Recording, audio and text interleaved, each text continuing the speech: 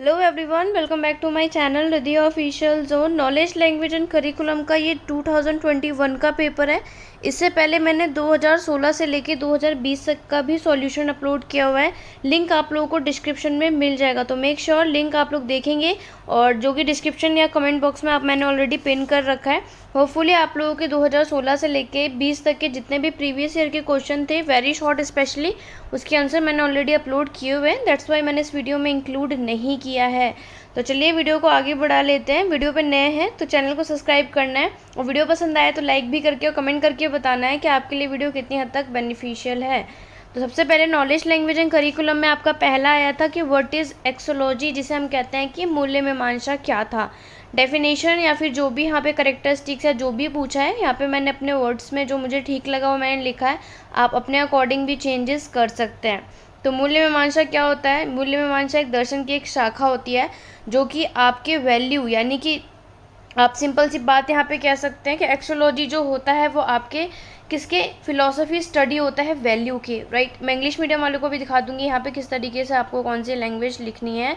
और दूसरा point important है कि इसमें आपकी प्रकृति और वर्गीकरण यानी क्लासिफिकेशन में किस तरीके से वैल्यू को यहाँ पे किया जाता है, वो सारी चीज़ें इसमें इंक्लूड होती हैं। होपफुली जैसे एपिस्टेमोलॉजी में नॉलेज के ऊपर आता है, यानी कि ज्ञान मीमांसा में ज्ञान का क्या मतलब होता है, ऐसे मूल्य मीमांसा में मेन फोकस उसके मूल्य के ऊपर देखा जाता है कि किस तरीके से कोई भी चीज़ का यहाँ पे क्लासिफिकेशन कैसे किया जाता है, वो नेचर से कैसे कनेक्टेड है। इंग्लिश मीडियम वाले स्टूडेंट देखेंगे तो यहाँ पे लिखेंगे axiology is the philosophy study of value. And second important है, it include question about the nature and classification of value and about what kind of thing have value, जैसे कि मैंने आपको बताया था। ठीक है, नेक्स्ट देख लेते हैं सेकेंड क्वेश्चन। सेकेंड है आप लोगों का डिफरेंस बिटवीन, पूछा था नॉलेज और स्किल के बारे में। तो आप लोग अपने अकॉर्डिंग कोई से भी दो यहाँ पर अंदर लिख सकते हैं, ज्ञान और कौशल के बारे में स्पेशली। तो यहाँ पे मैंने अपने अकॉर्डिंग लिख लिया है, आप लोग अपने अकॉर्डिंग लिख लेना। पहला है knowledge can be easily shared and transfer. तो ये तो सबसे सही भी बात है कि जो नॉलेज होता है, जैसे स्किल है, उसको हम कोई से भी, हमारे पास कोई भी तरीके की स्किल हो इंसान के पास, तो हम इसे ईजिली ट्रांसफ़र नहीं कर सकते। बट जो नॉलेज होता है हम ईजिली शेयर भी कर सकते हैं किसी के साथ, और यहाँ पे ट्रांसफ़र भी किया जा सकता है।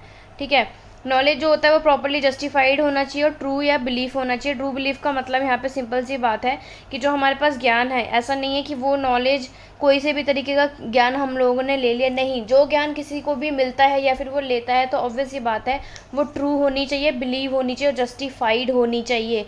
जैसे कि अगर हमें किसी ने बोला है कि सूरज हमारा कहाँ से राइज होता है, तो अगर मोस्ट ऑफ द स्टूडेंट यहाँ पे पता है कि ईस्ट से, तो वो जस्टिफाइड है क्योंकि हमें दिखता भी है, वो ट्रू है। तो ऐसी कोई चीज़ जो कि यहाँ पे जस्टिफाइड हो पूरे तरीके से, ठीक है, उसी को ही ज्ञान बोला जाता है। बट स्किल में अगर देखें तो कौशल में हमें क्या होता है, इसमें हमें लर्न एबिलिटी यानी कि क्षमता होनी चाहिए कोई भी चीज़ को सीखने के लिए। और स्किल में सबसे बड़ी बात होती है कि उसमें प्रैक्टिस की, ट्रेनिंग की और एक्सपीरियंस यानी अनुभव की बहुत ज़्यादा ज़रूरत होती है। ठीक है, तो यहाँ पे मैंने हिंदी लिख लिया, आप लोग देख लीजिएगा। ये यहाँ पर आएगा व्हाट इज़ लाउड रीडिंग, यानी कि आप लोग सास्वर वाचन क्या है। होपफुली आप लोगों की बुक में भी होगा, डेफिनेशन लिख लीजिएगा। मैंने यहाँ पे नॉर्मल सा बता दिया कि लाउड रीडिंग अगर हम देखेंगे तो एक वो प्रोसेस होता है जिसमें जो भी रीडर होता है, यानी कि कोई भी रीडर जो पढ़ रहा होता है, उसे अलाउ होता है टू प्रोड्यूस साउंड। किसको यूज़ करके? अपने वोकल कोड्स को लिप्स और टंग के मूवमेंट करके वो क्या करता है, कोई भी चीज़ को पढ़ता है। और लाउड रीडिंग में होता भी है कि लाउड रीडिंग क्यों की जाती है, सिंपल सी डेफिनेशन है, तो होपफुली आप लोगों को यही लिखनी चाहिए। नेक्स्ट आता है what is child centre curriculum, बाल केंद्रित पाठ्यक्रम क्या होता है। तो ये मैंने अभी नॉर्मली आप लोगों के लिए इम्पॉर्टेंट है तो मैंने यहाँ पर लिख दिया। आई होप आप लोगों को इसमें समझ में आ रहा होगा, नहीं तो मैं एक्सप्लेन भी कर दे रही हूँ। चाइल्ड सेंटर में आप लोग बताएंगे कि चाइल्ड सेंटर करिकुलम क्या होता है। तो जैसे कि अभी तक हम पढ़ते आ रहे हैं कि कोई सा भी पाठ्यक्रम या करिकुलम यहाँ पे तैयार होता है, तो ये लाइन हमने बहुत पढ़ी है कि वो चाइल्ड सेंटर होनी चाहिए, यानी कि बच्चों को ध्यान में रखकर कोई भी पाठ्यक्रम को, कोई भी करिकुलम को यहाँ पे तैयार किया जाना चाहिए। तो वही चीज़ हमें यहाँ पर भी लिखी है कि चाइल्ड सेंटर क्या होता है, रिवॉल्व अराउंड द इंटरेस्ट, यानी कि बच्चे के चारों तरफ घूमता है कि वो उस बच्चे का इंटरेस्ट किस चीज़ में, उसको किस चीज़ की ज़रूरतें हैं उसकी एबिलिटीज़ यानी क्षमताएं के बारे में देखेंगे, उसके एज, ग्रेड और लाइफ ऑफ अ चाइल्ड के। तो उसी के इर्द गिर्द घूमती है कि बच्चे के किस तरीके से यहाँ पे ओवरऑल उसी के सारी चीज़ों पे डिपेंड होता है। इसीलिए चाइल्ड सेंटर करिकुलम क्या होता है कि चाइल्ड सेंटर करिकुलम बच्चे के इंटरेस्ट के अकॉर्डिंग उनकी रुचि देखी जाती है कि कौन से बच्चों को किस चीज़ कितने इंटरेस्ट है, जिससे कि वो जो हम लोग यहाँ पे अपने करिकुलम को रेडी करें वो काफ़ी हद तक बेनिफिट हो। दूसरा हम यहाँ पे कह सकते हैं, in this curriculum child is regarded as the centre of the teaching learning process. जैसे कि हमें पता है कि जो ये पाठ्यक्रम हम लोग तैयार करते हैं वो टीचिंग लर्निंग प्रोसेस ही माना जाता है। क्यों ये एक प्रोसेस के होता है, वो किसके ध्यान में रख के बनाया जाता है, टीचर के अकॉर्डिंग। तो वही है कि इस पाठ्यक्रम में बच्चे को शिक्षण अधिगम प्रक्रिया का केंद्र माना जाता है। तो ये 2 पॉइंट आप बेसिकली इसमें लिख सकते हैं, ये आपको काफ़ी हद तक बेनिफिट करेगा।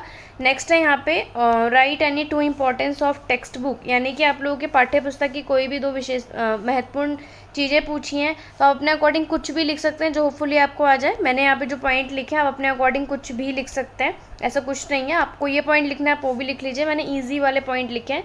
ये जो टेक्स्ट बुक होता है वो क्या डेवलप करता है, हैबिट, यानी कि आपके कोई भी रेगुलर जो हमारी स्टडी है उसमें बच्चों को मदद करता है। जैसे कि हमारी कोई भी बुक है, लाइफ में हम लोग जो भी अपनी लाइफ में यहाँ पे स्टडी करते जाते हैं, डेवलप करते जाते हैं, तो उसके लिए बुक बहुत ज़रूरी होती है। यहाँ पे जो स्टूडेंट्स होते हैं वो टेक्स्ट बुक में अपने हेल्प ले सकते हैं, प्रैक्टिस क्वेश्चन कर सकते हैं, कुछ भी। टेक्स्ट बुक बहुत अलग अलग तरीके से काम आ सकती है, राइट। तो यहाँ पे मैंने 2 पॉइंट लिख दिया, बेसिकली आपको जो लगे वो आप अपने अकॉर्डिंग कर लीजिएगा। टेक्स्ट बुक में यहाँ पे आगे तो ट्रू फॉल्स की बात आती है। करिकुलम पूछा गया था, बच्चों को काफ़ी है कि मैम पाठ्यक्रम का है, वो आपके ऑब्जेक्टिव सेंटर होते हैं, तो इज इन ट्रू या फॉल्स। तो ये ट्रू है क्योंकि आपका पाठ्यक्रम उद्देश्य केंद्रित ही होता है। जैसे कि मैंने आपको अभी भी बताया कि हम लोग कोई भी करिकुलम को यहाँ रेडी करते हैं तो बच्चे को ध्यान में रख के करते हैं, तो वो उद्देश्य भी तो होता है कि उसको बनाने का कोई उद्देश्य भी तो होगा। बच्चे का यहाँ पे एम भी तो यहाँ पे है कि किस एम के लिए हम उस करिकुलम को रेडी कर रहे हैं, तो ये ट्रू है।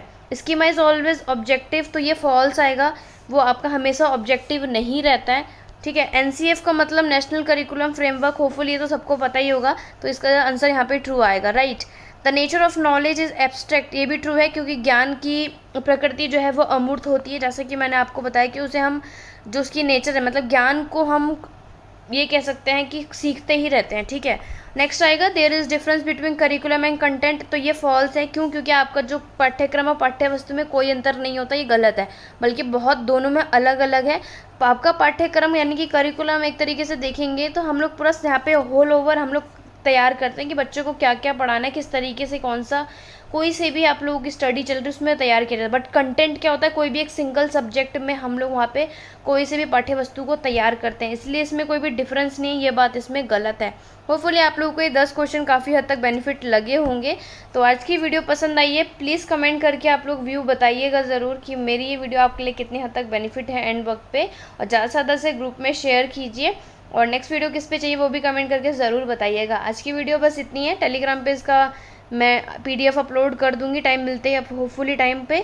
पर आई होप आपके लिए ये वीडियो काफ़ी हद तक बेनिफिशियल हो। और जैसे मैंने बताया 2016 से लेके 2020 का आप लोगों को डिस्क्रिप्शन में लिंक मिल जाएगा, आप लोग चेकआउट कर लेना, ठीक है।